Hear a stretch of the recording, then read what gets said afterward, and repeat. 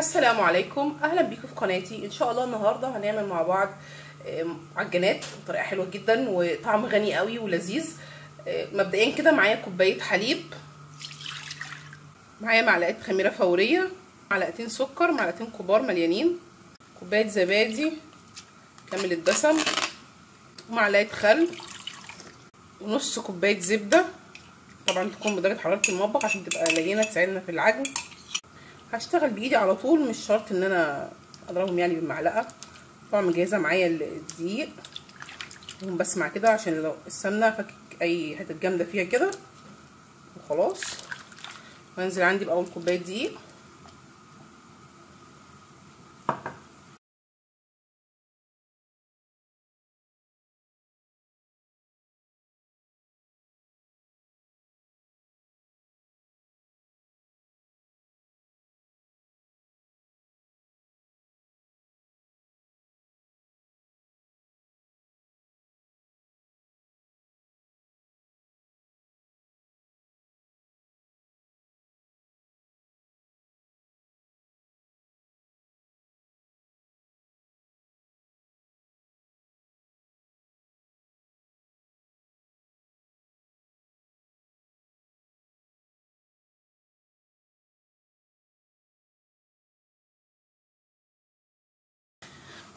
وزي ما انتم شايفين معايا العجينه بتاعتي جميله جدا ولها عرق وبيضه لونها ابيض.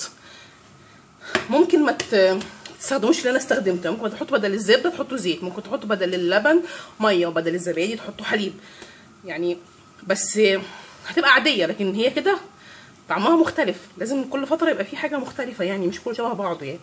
تمام كده خلاص. انا عجنت فيها حوالي 5 دقايق عشان زي ما انتم شايفين كده كميه صغيره. خدت معايا 3 كوبايات دقيق وربع.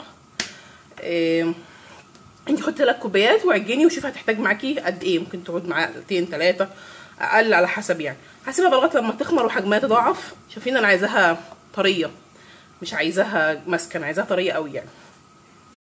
بعد ما سبت العجينه بتاعتي خمرت حوالي ساعه الا ربع، مش كتير يعني.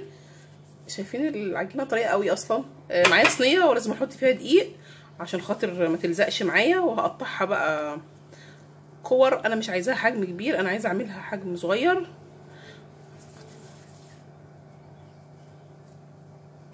هستخدم معايا هنا جبنه، اي نوع جبنه انت تحبيه استخدميه. حابه تستخدمي جبنه اسطنبولي، جبنه فيتا، جبنه موتزاريلا، اي نوع ما فيش مشكله. هجيب معايا حاجه بسيطه كده، دقيق ارشه وابتدي بقى من اول واحده كورتها تكون ارتاحت. العجينه بتاعتي طريه جدا ومختلفه، طعمها حلو وتحسوا انها كده مغذيه يعني. هفردها، مش محتاجه نشابه، مش محتاجه حاجه.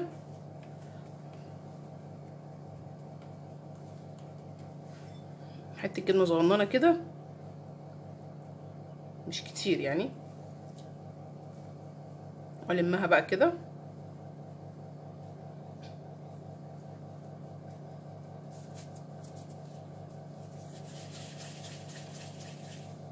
اعملها كوره الحجم ده، مش محتاجه اكبرها، انا عايزاها حجم صغير.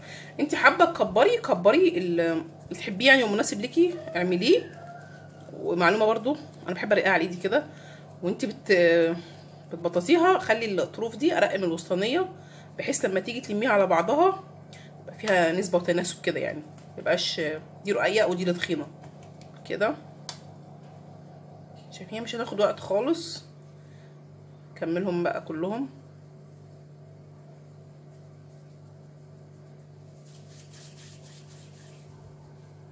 بعد ما خلصتهم تكوير كلهم كده، هجيب معايا معلقتين لبن. مش هستخدم بيض ولا حاجه، لو عايزه تستخدمي بيض استخدمي، وامسحهم مسحه خفيفه كده. هي العجينه بتاعتي اصلا غنيه حلوه وجميله. عايزه بقى تحطي على الوش سمسم، حبه البركه، بذور الشيا، عندك بذور عباد، شوفان، اي حاجه انت عايزه حباها تحطيها على الوش حطيها. انا هحط بقى كل اللي هحطه واوريه لكم. خلاص كده انا خلصتهم كلهم. ده شوفان وحبه البركه وسمسم وبذور شيا. هسيبهم بقى لغايه لما يخمروا، وبعد كده احطهم في الفرن على درجه حراره 180. مش هياخد وقت كتير لان هو حجمها صغير. خلي بالكم من القاعده. بعد كده ارفعها فوق تحت الشوايه يعني، مفيش دقيقتين كده وشها هياخد لون حلو. وانتبهوا جدا للشوايه عشان دايما بتضحك عليا. ونرجع نشوف مع بعض. بعد ما طلع عندي من الفرن زي ما انتم شايفين شكله جميل، غطيته بقى شويه عشان خاطر وشه ما يبقاش ناشف. جميل جدا. وبصوا هي ريحتها اصلا كمان حلوه، يعني انتوا هتحسوا بريحه مختلفه قوي. وهشه عامله ازاي، هفتحها مع بعض. الجبنه عامله ازاي من جوه، والسوا عامل ازاي، جميله جدا. وريحتها، لا انا معجبه بريحتها بصراحه. حلوه يعني. ان شاء الله لما تجربوها هتعجبكم. ومغذيه لانها فيها كل حاجه بقى صح يعني. ان شاء الله لما تجربوها تقولوا لي بقى عملت معاكم ايه. وخلاص اشوفكم على خير الوصفه الجايه. السلام عليكم ورحمه الله وبركاته.